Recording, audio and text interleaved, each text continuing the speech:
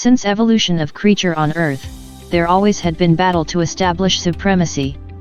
Initially it was exercised, exhausting muscle power. But as technology has advanced, power has shifted towards digital power diplomacy, current world tactically employing digital power as tool to exploit others' privacy. Exploited privacy is utilized on compelling the victim.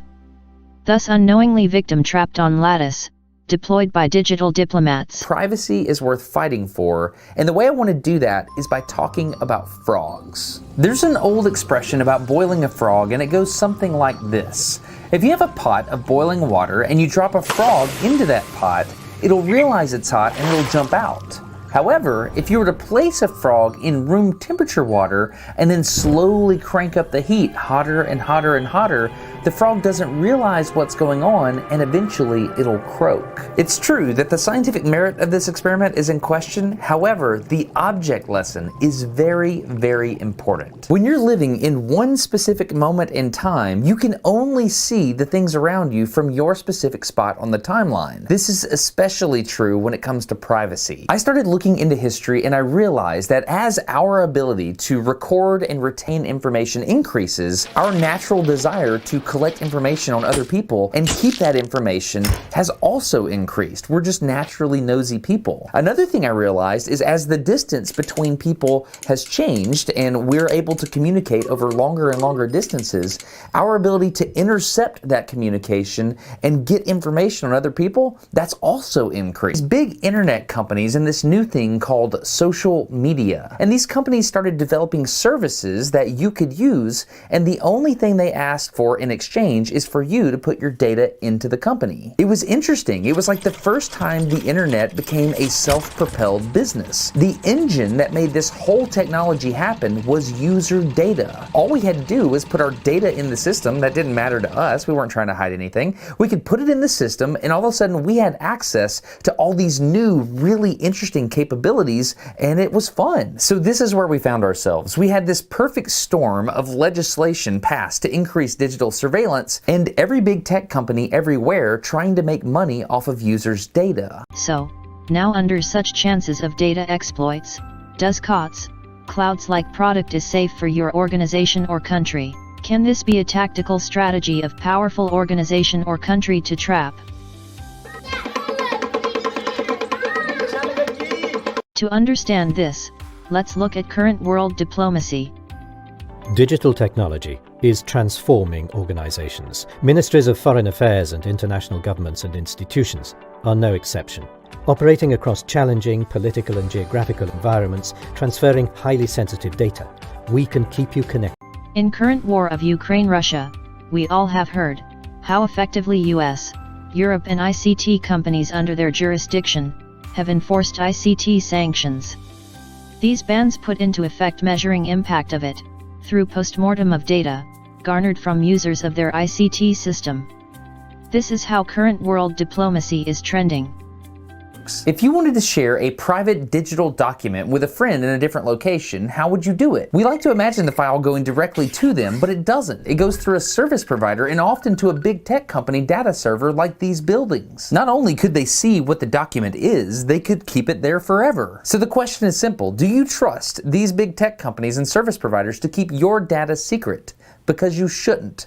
Because they're not allowed to. Let's say big tech company sells you on a cloud service to back up your data, photos, documents, maybe some biometric stuff from your smartwatch, whatever. It's got two-factor authentication and it feels super safe, but let's not pretend like you read the terms of service. Who does anyway, right? Along with the intentional data, without realizing it, you end up putting in unintentional metadata. GPS history, phone and message logs, contacts, internet session times. No one piece of this data would be very useful, but when aggregated, this metadata creates a complete map of who you are, the who, what, when, and where of your life. Even though you're trusting big tech cloud to guard your stuff, at this moment, the government can and does subpoena people's data, and then the government can issue a gag order so that these providers aren't allowed to tell you that your data was requested. This is generally done in the name of national security, but how do you know, since there's no outside accountability? Even the fact that your data has been requested is kept secret. So how can then we have a review to know that what's being done is right. Some companies literally have a dollar amount they charge the government to give away customer data. That tells me that this happens way more than most people realize. By the way, even though that big data center that we were just flying over was owned by a tech company, the land it's sitting on is owned by the United States government. I don't know what that means. I was just surprised by that. Look at this. The president of Microsoft is complaining in the Washington Post about having to execute these secret data requests. I can see how these tech companies are in a pretty crummy situation. And by the way, these secret requests are happening under both Democratic and Republican administrations. Power corrupts people, and the ability to intercept data and communication between different people is incredible power. If this capability exists, someone in the political hierarchy is going to choose to use this power, and they're going to frame its use as good in an attempt to stay in power. Contrast to previous world where power prevailed,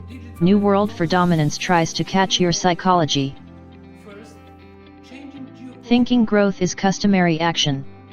Every decision maker, planners thinks for growth, but, in a dream to grow, incorporating a system without foreseeing its impacts can be destructive. Agents, marketers play with your dream to make you puppet of their hand. Big tacticians, exemplifying overnight benefits of COTS product and cloud environment, will mesmerize you to use their system. They will either sell a time-bound license where you are just the user or give you something free where you are treated as their product. In both the cases, all the command controls reside on their hands, as they will not deliver you source code and other controlling access.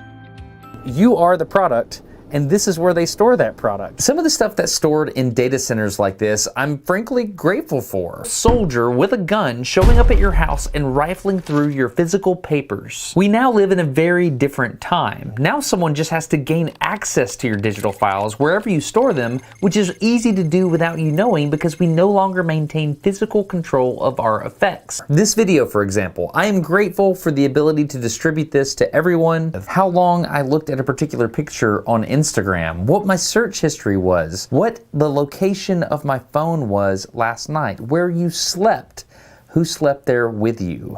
It gets weird, doesn't it? It's more than that though, because I've got all my documents, like personal and business, I've got all my emails, it's all there. That's the treasure trove. It's all in one place. Is that smart? So if you're like me, you might be okay with your data being stored in a facility like this as long as it was kept private. But what if I told you there is a way for someone to remotely extract data from your records without you knowing it? This phishing bandwagon is becoming a very effective tool to crush weaker segments of the world.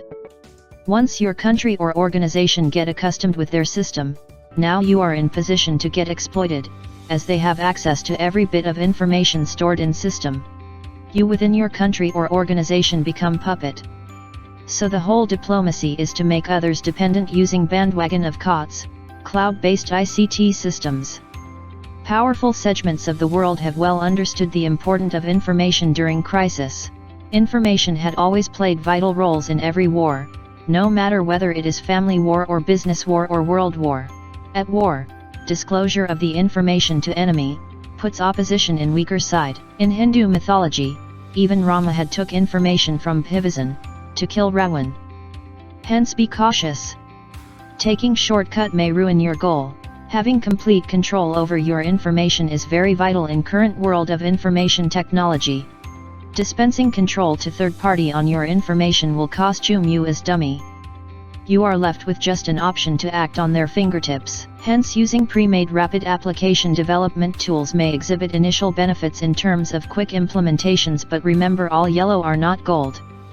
Proprietary solutions may take longer, you might come across difficult situations, but will give you ultimate key, where you can stand in your own legs. No big companies or countries uses such rapid application development shortcuts, where they don't have entire control. Hence it is important for ICT planners to understand whether ICT infrastructures to be deployed handing complete trigger to them or not. Having entire control and knowledge of ICT system to be deployed is most important concern to be hunted from planners for sustainable development. So do not go for a shortcut. It is better not to have than having a system with control in others' hand.